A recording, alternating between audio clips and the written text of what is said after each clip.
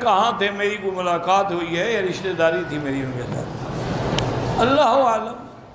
جب قرآن نے جگہ بیان نہیں کی تو میں کہاں سے ڈھونڈ کے بتا دوں؟ مغرب میں حضرت نے کون سی قوم دیکھی، اللہ عالم۔ جب قرآن کہتا ہے قومن، ایک قوم دیکھی، بس کون تھی اللہ عالم۔ یہ تمہاری مرضی ہے کہ اب بناتے رہو کسے جھوٹے۔ جب قرآن نہ نام لے تو ہم کون ہیں بیان کرنے والے؟ قرآن نے بتا دیا قوم لا یکادون یفقہون قولا، وہ بات بھی نہیں سمجھتے تھے، ان کی زبان بھی ہمیں سمجھ نہیں آتی تھی۔ تمہیں ان کے ڈھونڈنے میں مجھے بتاؤ فائدہ کیا ہے؟ ایک مجھے بتا دو کہ بھئی اگر آپ کو یاجوج واجوج مل جائیں تو یہ فائدہ، جب مل جائیں گے تو تمہیں کھا جائیں گے، تو بچوں کے بھی نہیں۔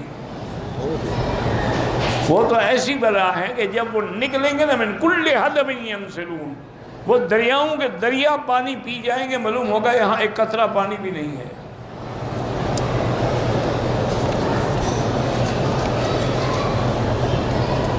میں روحانی علاج کے لیے خطیب مسجد کے پاس جاتا ہوں، وہ مجھے قرآنی آیات بناتے ہیں اور ساتھ یہ بھی کہتے ہیں کہ بڑا گوشت نہ کھائے گا۔ ٹھیک ہے، بڑے گوشت کھانے میں بیماریاں ہوتی ہیں، داء ہوتی ہے، تو وہ اسباب ظاہری بھی آپ کو بتاتے ہیں، اللہ کے کلام بھی بتاتے ہیں، ٹھیک کرتے ہیں۔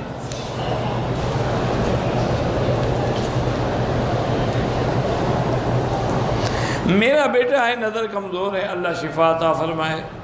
نمازی کے آگے چپل وغیرہ رکھی ہو نماز تو ہو جاتی ہے، لیکن چپل آگے رکھنا بالکل ناجائز ہے۔ تم جوتی کو سجدہ کرتے ہو، سب آئیں گے اپنے آگے رکھ لیں گے، یا جو بہت چالاک ہیں وہ دوسرے کے آگے رکھ لیں گے۔ انا للہ و انا الیہ راجعون۔ حضور نے فرمایا ہے کہ جوتا جو ہے اپنے دائیں پاؤں طرف رکھو، اگر دائیں طرف بندہ کھڑا ہے تو پھر بائیں طرف رکھو، اگر بائیں طرف بھی بندہ کھڑا ہے دو ٹانگوں کے درمیان میں رکھو، یہ نہیں فرمایا کہ آنکھوں کے آگے رکھو۔ رواج ہے آج کل، تھیلے بنے ہوئے ہیں کہ بس آگے ٹھک اسی کو سجدہ کریں۔ اسی لیے تو ہماری نمازیں قبول نہیں ہوتی نا، نماز ہے ہی نہیں۔ رہ گئی رسم اذان روح بلالی نہ رہی، اسی لیے اقبال نے کہا تھا، انہوں نے کہا اب تو رسم ہے، اللہ اکبر اللہ اکبر اللہ اکبر، بس پتہ چلتا ان کو کوئی نہیں کہ اکبر کا معنی کیا ہے، ان کو سمجھ گئے۔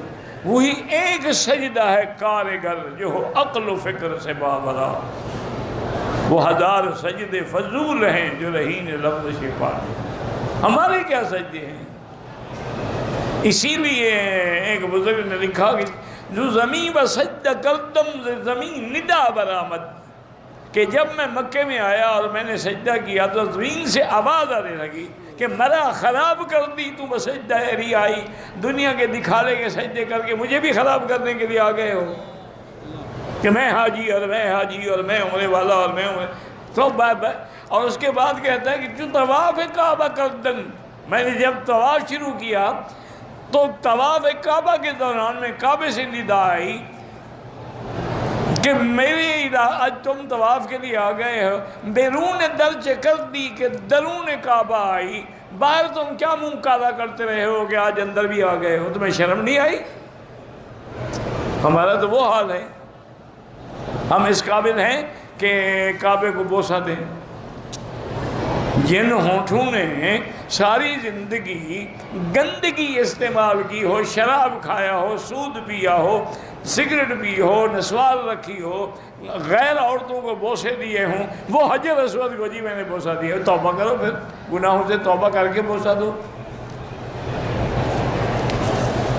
بس ایک رواج ہے، رسم ہے، چلا آ رہا ہے، نہ ہمارے بس دعا یہ کریں کہ ہم جو آ گئے ہیں بگڑے تگڑے تیرے بندے ہیں بس قبول فرما،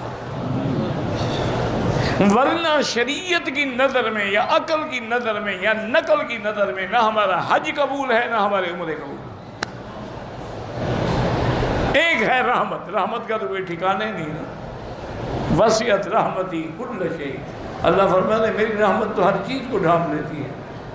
اسی لیے جب ابلیس لعین نے بدبخت نے کہا تھا نا فَبِعِزَّتِكَ لَأُغْوِيَنَّهُمْ أَجْمَعِينَ۔ اے اللہ مجھے تیرے عزت و جلال کی قسم ہے۔ اب دیکھو شیطان کس کی قسم کھا رہا ہے؟ ہاں جی، وہ یار ڈرتے کیوں؟ وہ کہہ دو کوئی پھانسی تو نہیں لگا دیں گے۔ تمہارے ملک میں مولوی کو پکڑتے ہیں، یہاں تو نہیں پکڑتے۔ تمہارے ملک میں تو رواج یہی ہے۔ آج بھی میں دیکھ رہا تھا ایک مولوی کو پکڑ کے لے جا رہے تھے۔ اِنَّا لِلَّهِ وَإِنَّا إِلَيْهِ راجعون۔ ان کو سمجھاؤ، ان اللہ والوں کی کبھی بد دعا لگ گئی نا تو تمہارا نام و نشان مٹ جائے گا۔ یہ سارے خالی نہیں ہیں مولوی، ان میں کوئی اللہ والا بھی چھپا پڑا ہوگا۔ شیخ سعدی فرماتے ہیں کہ تمہارا کام یہ ہے کہ اگر جنگل سے گزرو گما مبر کے بے شک خالی سی، یہ نہ سمجھنا کہ جنگل خالی ہے، شاید کہ پلنگ خفتہ باشد، شاید کوئی شیر بھی چھپا ہوا ہو۔ تو اب جناب دیکھیں ابلیس کس کی قسم کھا رہا ہے؟ ہاں جی، پیر صاحب کی؟ پیر کی نہیں کھائی، عبد القادر جیلانی کی۔ مجھے پیر کے پنڈے کی قسم ہے، مجھے سائیں کے آستان کی قسم ہے، مجھے پیر سائیں کے روزے کی۔ شرک ہے، شرک، آدمی کافر ہو جاتا ہے ایسی قسم کھانے سے۔ یہ چھوٹا موٹا گناہ نہیں۔ من حلف بغیر اسم اللہ فقد کفر، حضور نے فرمایا جو اللہ کے نام کے سوا کسی کی قسم کھائے، جیسے ہم کہتے ہیں مجھے بیٹے کے سر پہ ہاتھ رکھا ہے جی، میں بیٹے کی قسم کھاتا ہوں، میں نے جی آنکھوں کی قسم کھاتا ہوں، میں جی اپنے رزق کے اڈے کی، کفر ہے، کفر، شرک۔ یہ چھوٹا موٹا گناہ نہیں، توبہ کرو۔ پہلے قسم کھایا نہ کرو، اگر مجبوری ہو تو پھر اللہ کی قسم۔ اب دیکھو ابلیس ہے، لعین ہے، لیکن وہ بھی جانتا ہے کہ قسم اسی کی شان ہے۔ فَبِعِزَّتِكَ لَأُغْوِيَنَّهُمْ أَجْمَعِينَ۔ انہوں نے کہا میرا مولا مجھے تیرے عزت و جلال کی قسم ہے، میں تیرے سارے بندوں کو گمراہ کر ڈالوں گا، سب کو جہنمی بناؤں گا۔ اللہ کا جلال بھی آیا، فرمایا فَبِعِزَّتِي وَجَلَالِي، مجھے بھی اپنی عزت و جلال کی قسم ہے، بدبخت جب تک وہ معافی مانگتے رہیں گے میں بھی رحمت کرتا رہوں گا۔ آج دل سے بیٹھے ہو معافی مانگ لو، استغفر اللہ، لیکن دل سے پڑھو، استغفر اللہ،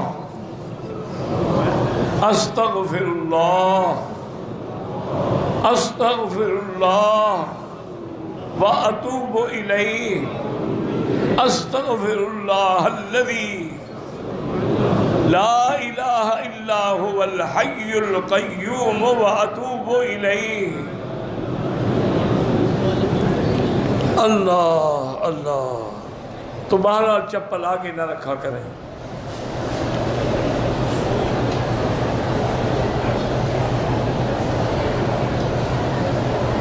بہرحال اگر زکوٰۃ واجب ہے تو قربانی بھی واجب ہے۔ سید عبد الجبار کی اللہ آسان کرے شادی، میری بہن بیمار ہے، اللہ شفا عطا فرمائے، ان کی بیٹی کے رشتے اللہ آسان فرمائے، جتنی بھی گھروں میں بیٹیاں ہیں اللہ سب کے رشتے خیر کے، رحمت کے نصیب فرمائے۔ محفل میلاد جو مناتے ہیں بدعت ہے، ایثار ثواب کرنا تو جائز ہے، لیکن خود پڑھتے کرو، کرایہ پر تو نہ پڑھواؤ نا۔ تم تو ہر کام کرایہ پہ کرواتے ہو، ختم شریف بھی اور ختم صغیر بھی اور ختم کبیر بھی، کل شریف بھی اور کل خانی بھی اور قرآن خان، سب کرایہ پہ۔ اِنَّا لِلَّهِ وَإِنَّا إِلَيْهِ راجعون۔ مدرسے مولوی جی طلباء کو بھیج دینا، ہمارے گھر میں ذرا قرآن خوانی ہو جائے، برکت ہو جائے گی۔ ان کو کس بات کی برکت ہے؟ کرایہ پر قرآن پڑھا تو برکت ہو جائے گی، اور قرآن لعنت کرے گا کہ جب تم مجھ پر عمل نہیں کرتے ہو تو پھر کیوں گھر میں خامخواہ پڑھواتے ہو؟ ساری رات تو ٹیلی ویژن چلتا ہے، قرآن خوانی کروا رہے ہو۔ بات چھوڑو ان باتوں کو۔ کہتے ہیں کہ آج کا رواج ہے چھوٹے بچوں کو لے کے بھی سب میں کھڑے ہو جائیں، نہیں کھڑا ہونا چاہیے، لیکن وہ بھی مجبور ہے کہ اگر بچے بھاگ جائیں یا گم ہو جائیں تو کہاں سے ڈھونڈیں گے؟ وہ لے آتے ہیں بیچارے، جو نماز تو سیکھیں، یہ شکر نہیں کرتے ہو کہ لے آتے ہیں۔ تمہارے بچے تو اللہ کی رحمت سے فلم پہ ہوں گے یا بیچ پہ ہوں گے۔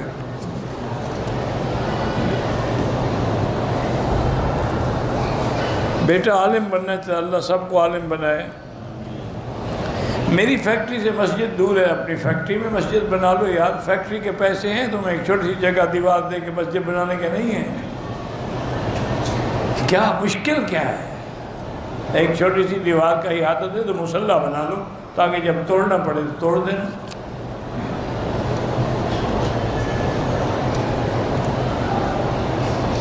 ایک فصل سے ہم نے عشر نکال دیا، پھر فصل ہم نے بیچ دیا، تو سال کے بعد زکوٰۃ تو پیسوں پہ دو گے نا، عشر تو پہلے نکل چکا، باقی پیسہ تو تمہارے پاس ہے نا، زکوٰۃ تو اب پیسوں پہ ہوگی۔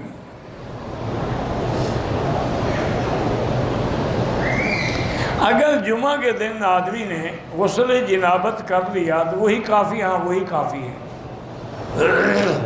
بلکہ ایک روایت بھی ہے کہ من غسل واغتسل ثم بکر، جو آدمی خود بھی غسل کرے، بیوی کو بھی غسل کرائے، یعنی جماع کرے، اور پھر صبح صبح غسل کر کے جلدی مسجد میں جائے تو اس کے گناہ اللہ معاف کر دیتے ہیں۔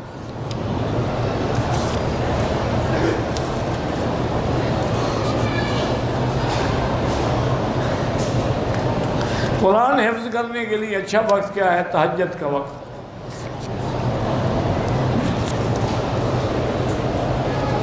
میری بہن کا شوہر وفات پا گئے، میری بہن صدمے سے نہیں نکل رہی، بہرحال اس کو کہیں کہ انا للہ و انا الیہ راجعون کی ایک تسبیح پڑھا کریں۔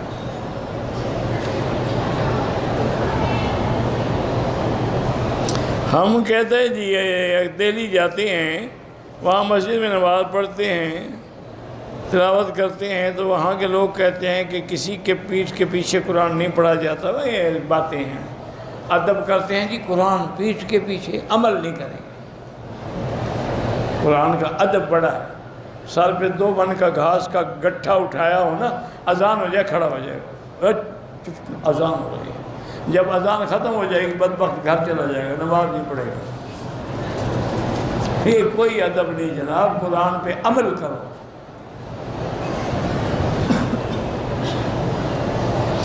اگر برش سے دانت صاف کرے ٹھیک ہے، وہ بھی مسواک کے قائم مقام، اسی لیے حکم ہے کہ مسواک نہ ہو تو انگلی سے کر لو۔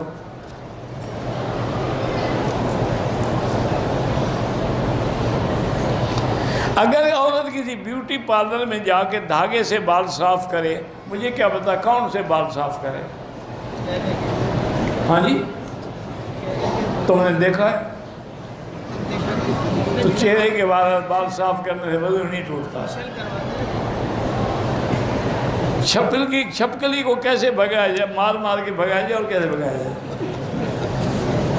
یہ اب یہ بندہ ہے، اس کو چھپکلی بجانے کا طریقہ بھی سکھاؤ۔